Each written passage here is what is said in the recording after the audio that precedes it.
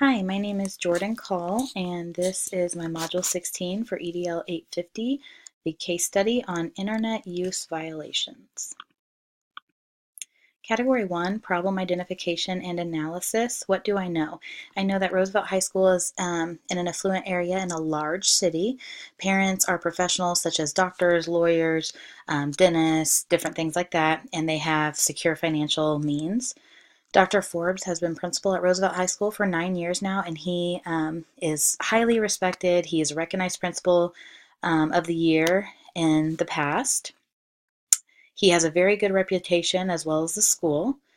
Miss Cindy Walker was hired to teach zoology, botany, and genetics. This is her second year teaching at Roosevelt. When she was hired last year, it was her first year of teaching. However, she received her undergrad, her master's, and a year of postgraduate work, so she's a little bit older than the average first-year teacher. Mrs. Walker's class is highly stressful because of the rigor of the coursework, her instructional delivery, and her very high expectations. And due to this, parents are concerned about their children receiving their first low grade in Miss Walker's class. Many of the students in her class aspire to be the top student in their class, and they have straight A's, and so parents are concerned that their child might not do well due to the stress of her class. Dr. Forbes gave Mrs. Walker techniques to use in the classroom to reduce stress and to promote strong positive relationships with students and parents. However, she did not take that and implement it in her classroom.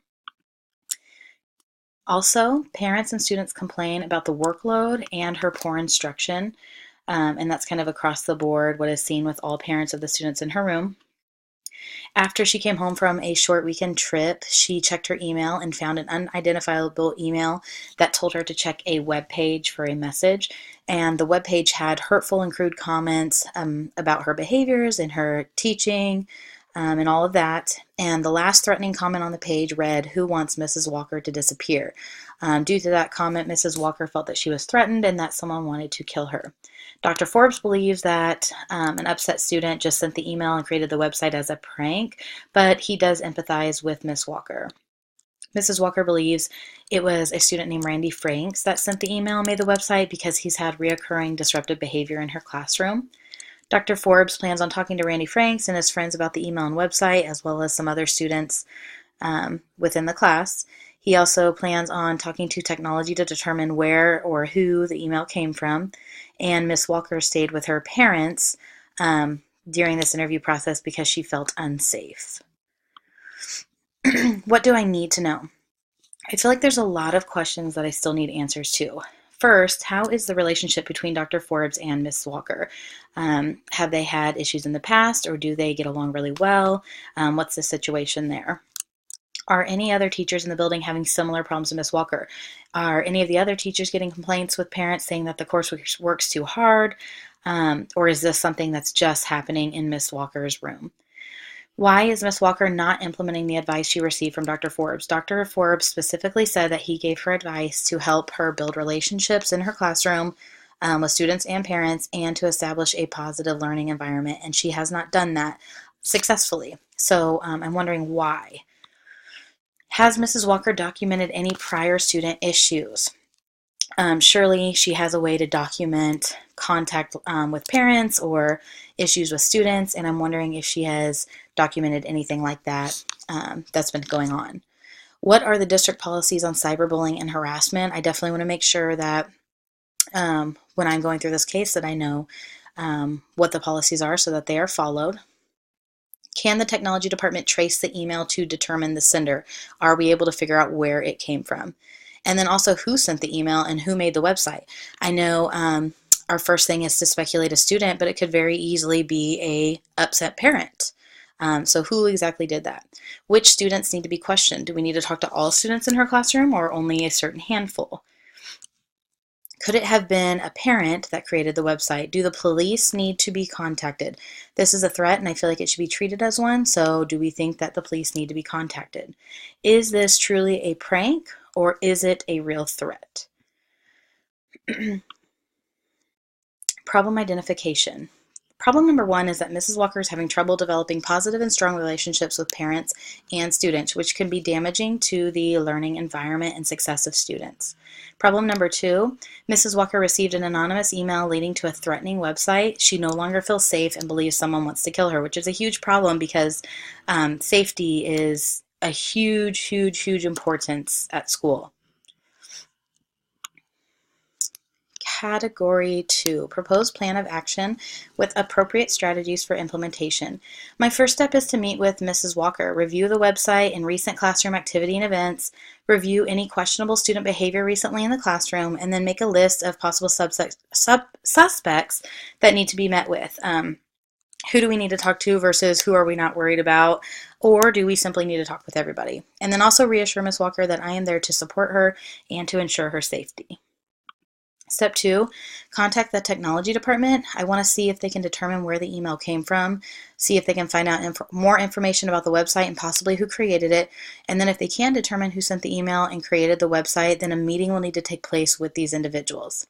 Step 3, review the district policies. Before I take any serious action, I need to see what the policies say about cyberbullying and harassment, and then determine appropriate consequences for violating these policies on cyberbullying and harassment. I also need to make sure that Ms. Walker has knowledge of these district policies on cyberbullying and harassment. Step 4, conduct meetings. Multiple meetings are going to need to take place here. If the tech department found out who sent the email and created the website, then these individuals will need to be met with. I'll also need to meet with any other students that were on the suspect list. I will need to notify parents of what has happened and inform them about cyberbullying and harassment and the consequences of these actions. Parents of individuals involved will need to be contacted. I need to meet with all of Ms. Walker's students to talk with them about the district policies on cyberbullying and harassment and the consequences of these actions. This is extremely important because by now word spreads, so I'm sure everybody in her classes knows what's going on and what's happening. So at this time, all students need to be talked to about district policies and what happens if those policies are violated. Number 5, contact the police. This was a serious threat and it should be taken seriously by reporting it to the police. Mrs. Walker felt that her life was in danger. She was seriously scared, so they definitely need to be notified. I would give the police information from the technology department, following those FERPA laws though. Have police speak to students about the seriousness of cyberbullying and harassment so that they can hear it from the law themselves. Step 6, give consequences. Give consequences to the students involved with sending the email and or creating the website. I will also need to contact parents to inform them of the consequence. It's also imperative to provide education on cyberbullying and harassment so that we can prevent something like this from happening in the future. Step number 7, meet with Ms. Walker about strengthening relationships. I need to help provide Ms. Walker with strategies to help her build student and staff relationships. I also need to help her with strategies to create a positive classroom atmosphere so that students and herself are successful. I also need to help Ms. Walker relieve some of the stress that students are feeling in her class. My job as principal is not to completely give up on her. It's to support her and help her build those skills, especially as a new teacher. She kind of just needs a mentor and somewhere to be there with her. Step number 8, conduct frequent class walkthroughs and communication with Ms. Walker. I need to make my presence known in Ms. Walker's class by doing frequent and unannounced walkthroughs. I also need to make sure students know that I am aware of events in the classroom by visiting them often. And then I also need to meet with Ms. Walker on a regular basis to discuss classroom activity, lesson plans, and just to openly discuss how things are going. I want her to feel supported and that she can come to me for anything and that I will be here to help. Category 3, resolve the issues based on promoting the success of all students. So my action plan was created to promote the academic success and personal well-being of every student by ensuring these things. First and foremost, a safe environment. We as educators are trusted with children who are not our own, and we're trusted with their safety. So students need to feel safe when they are at school. And staff also need to feel safe. That's equally as important. So if things like this are happening, then our environment is not going to feel safe to others. So we need to make sure that we're taking steps to make sure that everyone involved feels safe. The next thing is a positive learning environment. If we don't have a positive learning environment and I don't help Ms. Walker get equipped with those skills necessary for her classroom, then it's going to be really hard for students to have academic success. We want a positive learning environment to promote that academic success for all students. Next is a supportive environment. Teachers need to feel supported. When teachers don't feel supported, things go bad real fast. I need to make sure that Ms. Walker knows that I am there for her and that I am there to help her and guide her and provide her with strategies that she's needing. Next is communication. Communication is imperative to any and all situations. The principal and teachers need to have an open and honest line of communication with one another and feel safe about doing it. And then the principal and teachers also need to have an open and honest line of communication with students and parents.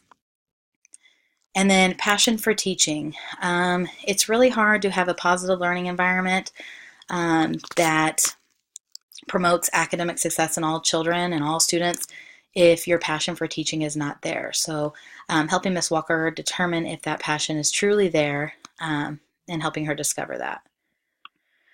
Category 4, debrief the problem. What was I thinking, feeling, and valuing by identifying issues that are unresolved or open to further investigation. So what was I thinking and feeling and valuing? I was feeling bad and concerned for Ms. Walker, but I was also upset that she did not take my advice on things to implement to strengthen her relationships and classroom environment. I was also feeling sorry for the students that were stressed out in her class. I was feeling upset that a person would think it was acceptable to create this website. I was also thinking that we need to better educate students on digital citizenship, cyberbullying, harassment, and consequences of their actions. I was also thinking that we need to resolve this issue immediately to ensure safety of students and staff.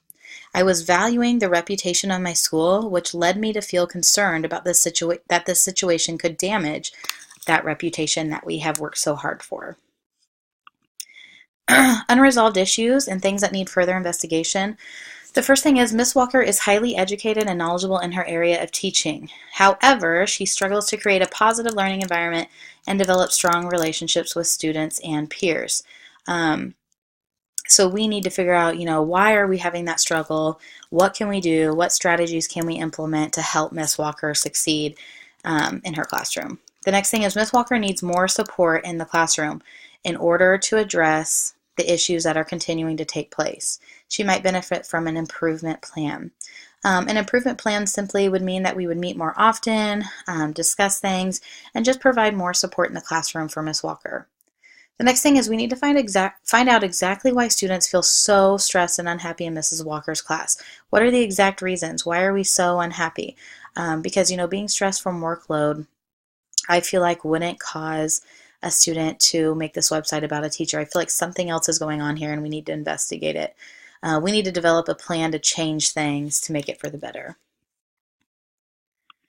Category 5, reflect on Standard 5. Standard 5 says the building level administrator is an educational leader who promotes the success of all students by acting with integrity, fairness, and in an ethical manner. So component 1 says, how did you, as the building level administrator, demonstrate a sense of integrity and ethical behavior that serves as a model for all members of the school community? I conducted an investigation rather than accusing someone of creating the website. I didn't just point fingers at the first bad student in her classroom. I conducted a full investigation to see what was going on. I also reviewed the district policies to ensure that I was handling the situation appropriately and thinking level-headed about it. I educated all students on digital citizenship, cyberbullying, harassment, and the consequences of their actions. I also contacted parents to keep them informed of the situation. Component 2, how did you, as the building level administrator, treat people fairly, equitably, and with dignity and respect? I met with Ms. Walker to talk about the situation and to ensure her that I am here to support her and ensure her safety. I worked with Ms. Walker to build her skills as an effective teacher instead of just getting upset with her, and I did not accuse anyone. I conducted a proper investigation and handled the investigation professionally. Component 3, how did you as the building level administrator demonstrate a personal and professional code of ethics that inspires others to higher levels of performance? I acted professionally throughout the duration of the investigation. I followed district policies, I followed, laws. I acted in a manner that I would want my fellow staff to act in and students as well. I reviewed the district policies on cyberbullying and harassment before conducting investigations and giving consequences. I also provided support to Miss Walker by helping her with strategies to develop a positive learning environment and establish positive and strong relationships with students and parents. Standards. EI 5A, review and critique school procedures, programs, and practices to ensure that students' needs inform all aspects of schooling, including social justice, equity, confidentiality, acceptance, and respect between and among students and faculty within the school. ISTE 5B, promote, model, and establish policies for safe, legal, and ethical use of digital information and technology. Thank you.